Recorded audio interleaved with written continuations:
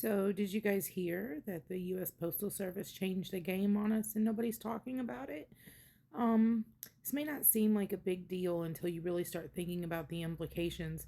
I noticed the implications right away because it's going to be a very large deal for me.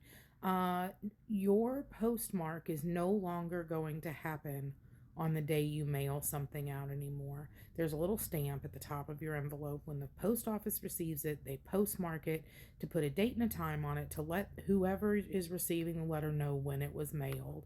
It's kind of like a certification that the post office received your letter.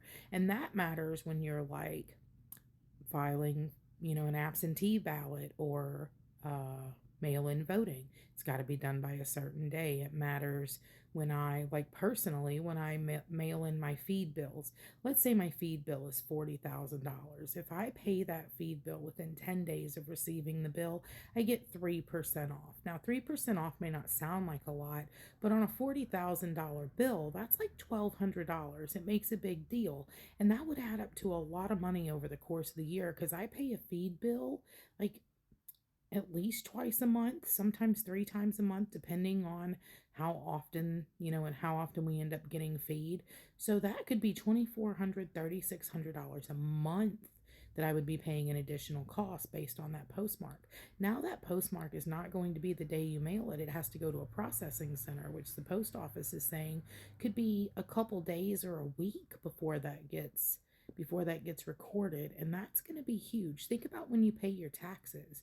You mail in your little check or whatever, as long as it's postmarked by April 15th, or when you file your taxes, if you still do mail in, if it's marked by April 15th, the government counts it as on time. Well, now you're going to have to plan a week in advance to have that in, or it won't be postmarked. And then they said, well, you can just go to the post office if you want it postmarked on that day.